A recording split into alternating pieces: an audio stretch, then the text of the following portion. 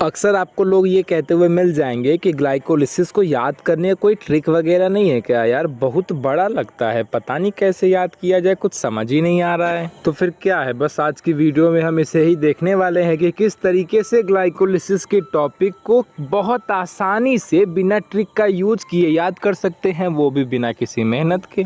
अच्छा, हमको सिखा रिया है। अच्छा हाँ भाई, मानते हैं कि हाँ थोड़ी लास्ट वाली लाइन थोड़ी ज़्यादा हो गई, लेकिन हाँ बस थोड़ी सी मेहनत करके आप इसे बहुत आसानी से समझ सकते हैं और उससे बहुत आसानी से याद भी कर सकते हैं, और ऐसा याद कर सकते हैं कि आप इसे भूलेंगे भी नहीं, क्योंकि ट्रिक के द्वारा आपको सिर्फ एक वर्ड हिंट के रूप में मिल जाएगा, लेकिन नाम तो याद आपको ही रखना पड़ेगा। तो ऐसा कुछ विशेष ट्रिक तो नहीं है कि जिसे देख के ये लगे कि हाँ ये जो ट्रिक है वो हमें पूरे वर्ड को याद रखने में हेल्प कर रहा है, जबकि इसका मेन चीज़ इसके वर्ड ही है। जैसे एग्जांपल के तौर पे एक ट्रिक बड़ी फेमस है कि जैसे गुड गर्लफ्रेंड वाला जो ट्रिक है वो काफ़ी फेमस है। तो उसमें जो गुड है वो जो पहला लेटर जी है वो ग्लूकोज को रिप्रेजेंट करता है, फिर से जो गर्ल है वो आपकी ग्लूकोज 6 फॉस्फेट को रिप्रेजेंट करती है, फिर जो आपका फ्रेंड है वो आपका फ्रक्टोज 6 फॉस्फेट को रिप्रेजेंट करता है। तो कुछ ऐसा ट्रिक में ऐसा विशेष तो है नहीं, वो सिर्फ आपको पहले वर्ड को डिनोट कर रहा है कि हाँ ये जी है, तो आपको समझना है कि जी से ग्लूकोज वाला वर्ड आएगा।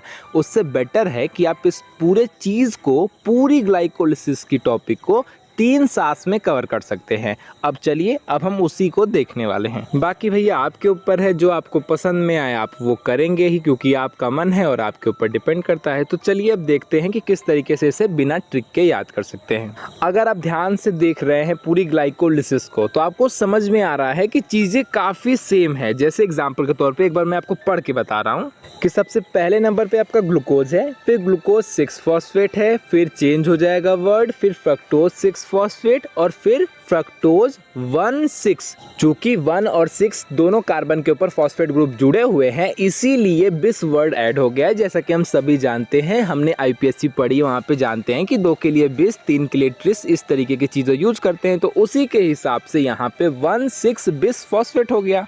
यानी कि पहली सांस में आपको 4 स्टेप पढ़ने हैं। पहला glucose, glucose 6 phosphate, fructose 6 phosphate, fructose 1,6 bis phosphate. कहानी खत्म, यहाँ पे आप रेस्ट कर सकते हैं। उसके बाद ये आपका रेस्टिंग पॉइंट है, जहाँ पे आपको बोलना है G3P प्लस DHAP। आपको पता है कि G3P का मतलब होता है ग्लिसरल्डिहाइड 3 फॉस्फेट और DHAP का होता है डाईहाइड्रोक्सी एसीटोन फॉस्फेट। इसीलिए आपको ये 2 वर्ड को पकड़ के चलना है। देखिए एक बार मैं फिर से बोल रहा हूँ, ध्यान समझिएगा। Glucose, glucose 6 phosphate, fructose 6 phosphate, fructose 1,6 bis phosphate. अब आपका रेस्टिंग पॉइंट है, जहाँ पे आप रेस्ट करेंगे G3P प्लस DHAP। ठीक है, आपने यहाँ पे रेस्ट कर लिया। उसके बाद आप नेक्स्ट सांस में उठाएंगे और पूरा टॉपिक खत्म हो जाएगा। जैसे कि 3 फॉस्फोग्लिसरल्डिहाइड, 1,3 बिस phosphoglyceric acid, 3 phosphoglyceric acid, 2 phosphoglyceric acid, PEP और पायरुवेट। कहानी खत्म। अब पायरुवेट की जगह पायरुविक एसिड को देख के हैरान मत होइएगा, चूंकि हम ऊपर से एसिड ही लिखते आ रहे हैं, इसलिए यहाँ पे पायरुविक एसिड लिखा गया है। अगर हम ऊपर से बाईफास्फोग्लिसरेट लिखते आते तो हम यहाँ पे पायरुवेट लिखते हैं, ऐसी कोई बात नहीं है। अगर आपको कहीं पे पायरुवेट, ग्लिसरेट इस तरीके के वर्ड देखने को मिलते हैं तो कोई दिक्कत नहीं है, चीज़ें दोनों ही सेम है। यहाँ पे हमने ग्लिसरिक एसिड बोला है, इसीलिए पायरुविक एसिड वर्ड का यूज किया गया है। देखिए अब एक बार फिर से पढ़ रहा हूँ, ध्यान से समझिएगा कि मैं कहना क्या चाह रहा हूँ। आपको 3 सांस में ये पूरी चीज़ पढ़ लेनी है। पहला 4 स्टेप पढ़ना है, फिर आपको रेस्ट करना है, वहाँ पे आपको G3P और DHAP बोलना है, फिर अगली वर्ड से आपको उठाना है और पूरा अंतिम तक खत्म कर देना है। एग्जाम्पल के तौर पे देखिए 3 फॉस्फोग्लिसरल्डिहाइड, 1,3 बिस phosphoglyceric acid, 3 phosphoglyceric acid, 2 phosphoglyceric acid, फिर उसके बाद PEP और सबसे लास्ट में पायरुविक एसिड। आप ध्यान देंगे तो G3P और DHAP के बाद से जो ये पूरी श्रृंखला है वो गिरती हुई चली आ रही है, बस बीच में जरा सा अंतर है। पहले नंबर पे ऐसे है 3 फॉस्फोग्लिसरल्डिहाइड, इसके बाद से सारा चीजें गिरती हुई आ रही है। 1,3 बिस phosphoglyceric acid, 3 phosphoglyceric acid, 2 phosphoglyceric acid,